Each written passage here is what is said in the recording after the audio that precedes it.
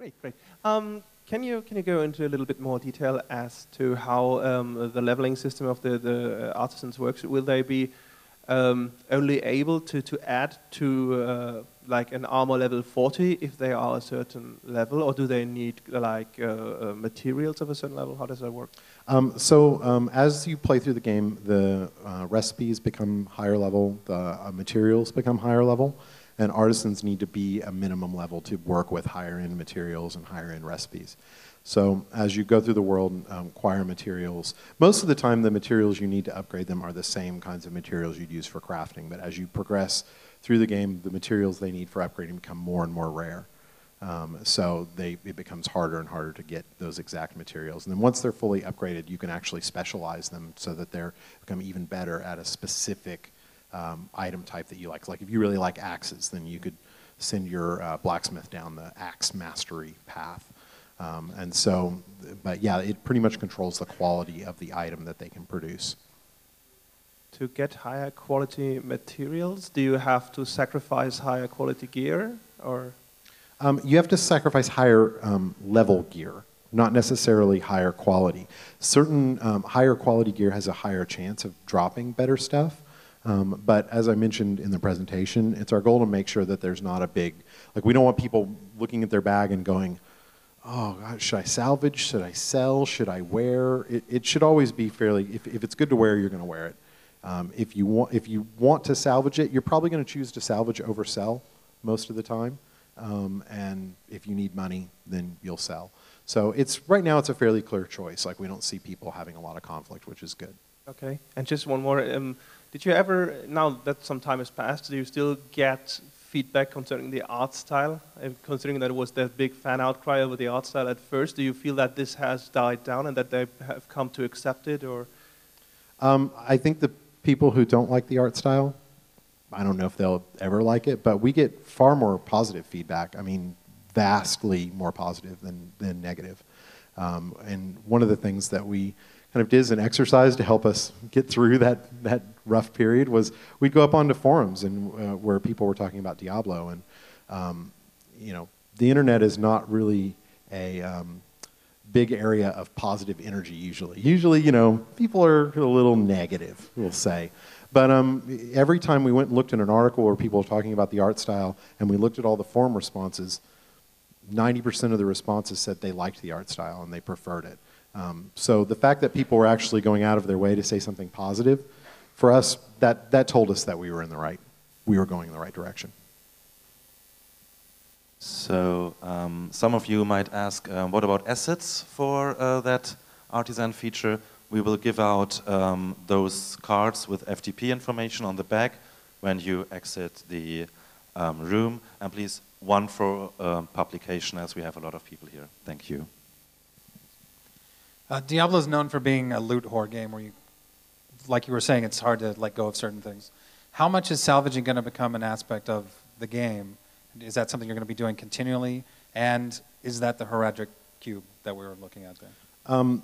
Yeah, the cube for salvaging, yeah, we intentionally made it cube. Actually, I don't think it's cube-like enough. We'll probably redo the art.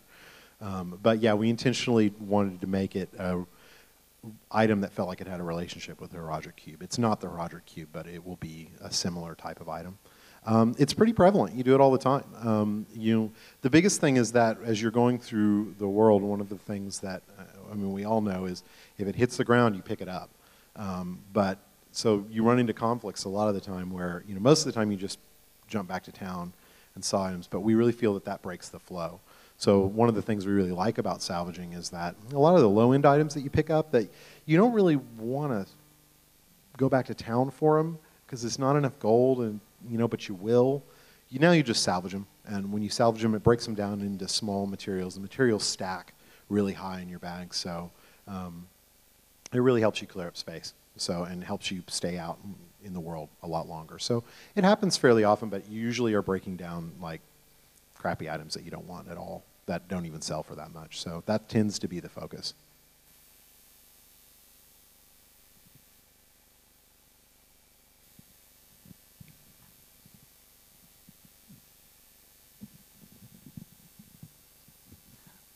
Hi Jay, since you cannot tell us when is the release date. Can you tell us how much has been done for Diablo 3? Nope. Because that's just another way to try and figure out when the release date is. It'll be done when it's done. It's not exactly, since are all characters fully concepted, or are they fully developed? No. So it's really hard to describe. Like, well, one, we usually don't speak in percentages because it does imply release dates, and we don't ever do that. But it's also very difficult for a Blizzard game to speak in those terms because we don't finish things until we really think they're finished. So we could say, oh, well, we've concepted all the characters. Well, that's only until we play an area and realize that, oh, it needs 3 new characters because the area doesn't play right. Then we make 3 new characters for it. So we move through this process of constant iteration, and that's how our games, that's one of the reasons that we make good games, is we feel that this is an integral part of the process. But it's very difficult to describe to people how that process works. I mean, most games go through a pre-production period and a production period and then a polish period. We don't. We do that all at once in little microcosms over and over again. So we're always polishing our game and we're always working on it. So it's really hard to answer the question. Sorry. all right.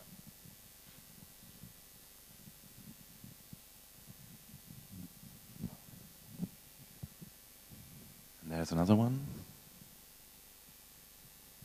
Hi. In Diablo 2, you had Charzy and that barbarian guy working a little like the artisans, but only once per difficulty. And you could never use both on the same item, so you could either socket a normal item or enchant one. Can you combine those abilities now? Yeah. You can add sockets, add gems, do enchantments. Basically, you can do all of it to an item, and you can do it over and over again. There's no limit like there was with. I mean, Charzy and I forgot the other guy's name, and I'm going to get lambasted for that. Trust me, I will. I'll get tortured by my team.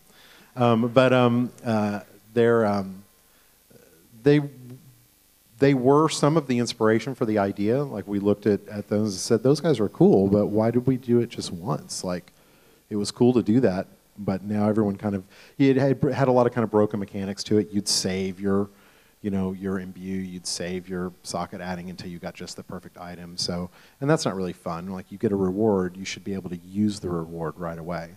So some of it was looking at those characters and saying, how could we expand on that idea and really fix the issues with it. Okay, thank you. And will there be another possibility to name your items, so you can crush your online prices for your items again? We've kicked around not naming items because that's a can of worms. In terms of, people don't put nice words, and they figure out a way around the filters. So we did talk about doing like some kind of a ability to put an inscription, like a personal note on them. We may do that, we may not. We don't know. Okay, thank you.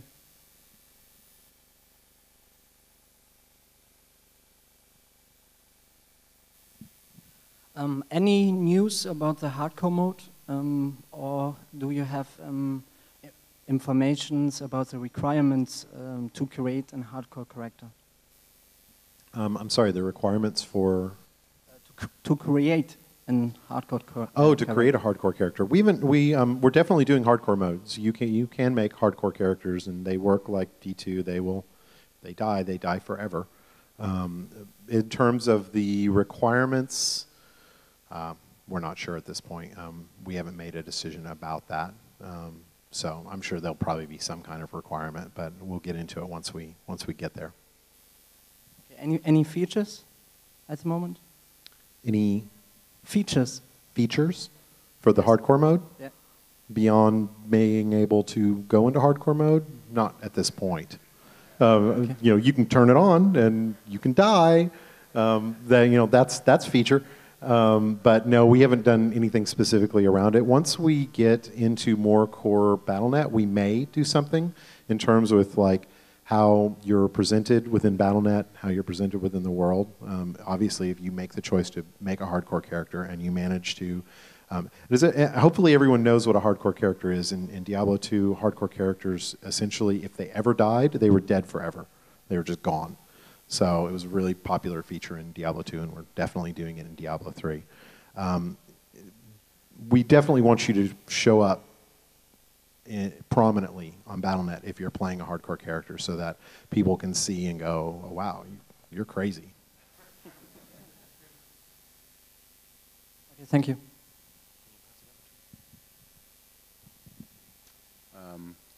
Do the artisans actually follow you on the battlefield, and do they even fight with you?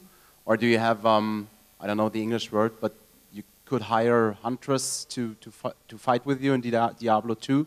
So do you have a system in place for that too, to fight with an NPC character? The artisans do not. They're lovers, not fighters. So they don't go out into the world. They do follow you though as you move to different locations in the game. They essentially pack up their cart and go with you, and you do get a whole cast of other characters that will go with you as well. But we're not talking about them today. Okay, and so you need to go to the city again to sell your items? Yeah, there's always a central location in as you move from location to location throughout the game that you go back to and interact with your artisans and sell items and access your stash and do those kind of regular activities. Will there be a town portal system like in Diablo 2? No, there won't be a town portal system. We are doing waypoints like in Diablo 2. Waypoints are more frequent than town portals, but it's been our goal to get rid of town portals because they're pretty much they're a horrible combat exploit. You can cast a town portal. The way town portals work, for those who maybe didn't play Diablo 2, was you can cast them wherever you were and essentially create a little portal that lets you go back to town. And the problem with that was it became a crutch. Like you'd cast them and to get out of a bad combat situation, or to if you had a boss that was overly hard, you'd cast a town portal, die, go back, spawn in town, go through the portal, die again. It created a lot of kind of bad design. It also created a lot of bad combat exploits, and it hurts class design a lot when essentially the players can rely on and lean on the system as a combat escape mechanism when that was never what it was intended to be. So we've removed town portals, and we're trying very hard to keep them out. It's one of the reasons that we added systems like salvage to the game. So as you go through, because you can't go back to town quite as often as you could in Diablo 2, we want you to have a way to manage the items that you get, because that's really the main reason people want to go back to town, is to deal with their items.